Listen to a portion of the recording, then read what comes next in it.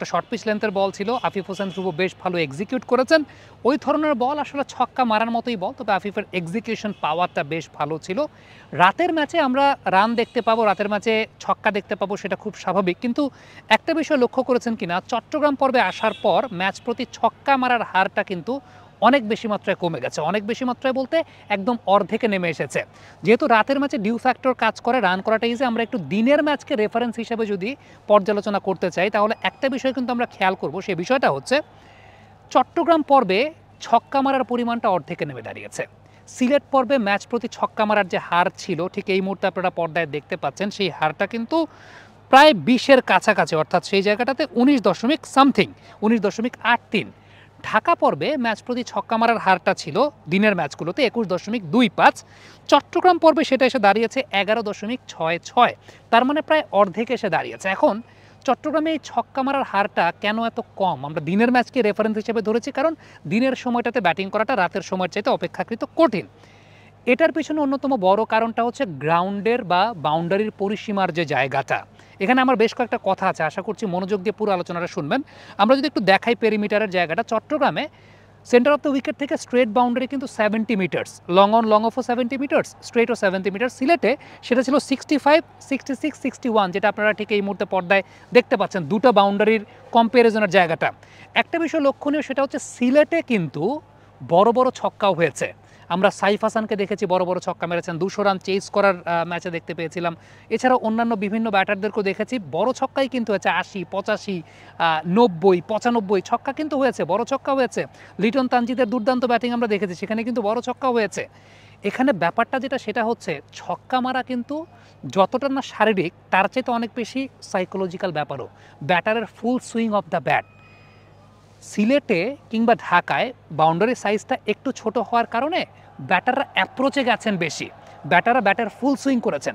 চট্টগ্রামে যে প্রবলেমটা হয়, সেই প্রবলেমটা হচ্ছে ব্যাটাররা হয়তো বা ওই ফুল সুইংটা করতে পারছেন না, বা ফুল সুইং করার আগে একটা দোনমনো চিন্তা যে আচ্ছা আমি কি শট খেলবো নাকি খেলবো না, সো ফুল সুইংটা হচ্ছে না। উইকেটের কথা যদি বলেন, আমি আজকে যখন পিচ দেখতে গিয়েছি, কিউরেটর জাহিদ রেজা বাবুর সঙ্গে আমার কথা হয়েছে, পিচও আমিও দেখেছি, আমার কাছে মনে হয়েছে ওকে, দ্যাটস ভেরি গুড, মানে কোনো সমস্যার কোনো কিছু নাই। এবং যেরকম পিচ চট্টগ্রামে ট্রেডিশনালি হয় সেরকম পিচই আছে। ফ্যাক্টের জায়গাটা যেটা, সেটা হচ্ছে দেখেন আমাদের দেশে প্রবলেমটা কি, ছোটোবেলায় যখন কেউ ক্রিকেট শিখতে যায়, আমাদের প্রথম ওরিয়েন্টেশনটাই হয় ছক্কা মারলে আউট। আমাদের কিন্তু ছক্কা মারার মাসেল মেমোরিটা বিল্ড আপ হয় না। মানে ছক্কা মারার জন্য যে ব্যাট সুইং, ছক্কা মারার জন্য যে অভ্যস্ততার জায়গাটা, ছক্কা মারার জন্য যে সাইকোলজিক্যালি ছক্কার দিকে যাওয়া, ছক্কার জন্য অ্যাটেম্প্ট করা, সেটা কিন্তু মাসেল মেমোরিটা আমাদের বিল্ড আপ হয় না ছোটোবেলা থেকেই। সো সেই জায়গা থেকে এরপরে যখন প্লেয়াররা ইন্টারন্যাশনাল সার্কিটে আসেন, তখন ওই অভ্যস্ততা না থাকার কারণে তারা ফুল সুইং অফ দ্য ব্যাটও করেন না। বিপিএলের শুরুর দিকে এই ছোট বাউন্ডারিটা তাদেরকে এনকারেজ করছিল, মানসিকভাবে এনকারেজ করছিল, অভ্যাসটা তৈরি হচ্ছিল। দেখেন আপনি হয়তো বলতে পারেন না ইন্টারন্যাশনাল মাঠে গিয়ে ধরা খাবে, ইন্টারন্যাশনাল মাঠেও এই সাইজের মাঠেও খেলা হয়।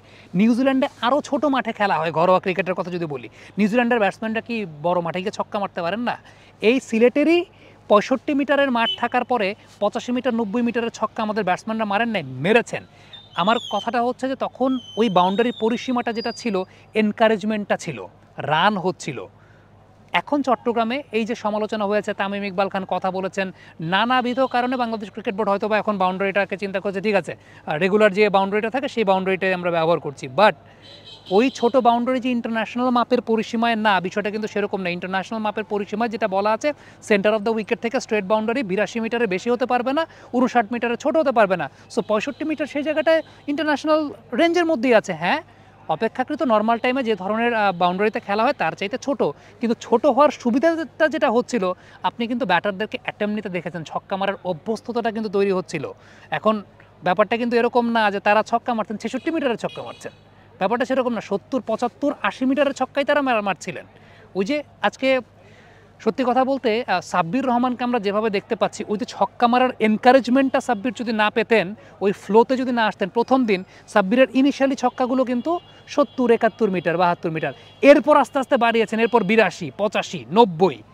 সো এই যে এনকারেজমেন্ট, ব্যাটারকে ফ্লোতে নিয়ে আসা, আমার কাছে মনে হয় শুরুর দিকে এই সিদ্ধান্তটা বাংলাদেশ ক্রিকেট বোর্ডের ব্যাটারকে ফ্লোতে নিয়ে আসার জন্য একটা উপযোগী সিদ্ধান্ত ছিল, যেটা আমি জানি না মানুষের সমালোচনা শুনে বা তামিম ইকবালের কথায় ইনফ্লুয়েসড হয়ে এখন যে কাজটা করা হয়েছে, এটা কিন্তু খেলার মানটা যে স্ট্যান্ডার্ডে পৌঁছেছিল, ব্যাটারদের যে অভ্যস্ততাটা তৈরি হচ্ছিল সেই অভ্যস্ততাটা এখন অনেকাংশে কমেছে। ব্যাটাররা এখন ফুল সুইং অফ দ্য ব্যাট যান না খুব বেশি।